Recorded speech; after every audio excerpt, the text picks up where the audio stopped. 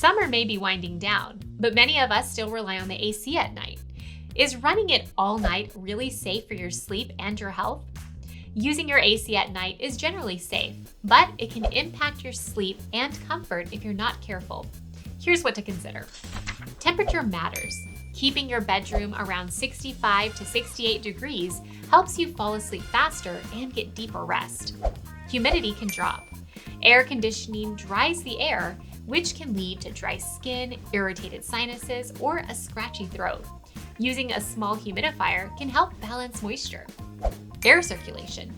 Stale, recycled air can accumulate dust, allergens, or odors. Opening a window briefly before bed or running a ceiling fan can keep air fresh. Regular maintenance.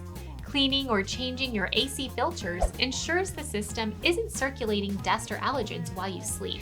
By keeping these tips in mind, you can enjoy cool, comfortable sleep without the side effects of overly dry or stale air. What's your preferred temperature to sleep at? Mine is 70 degrees, but let me know yours in the comments. And as always, thanks for joining us here on Simply Filters.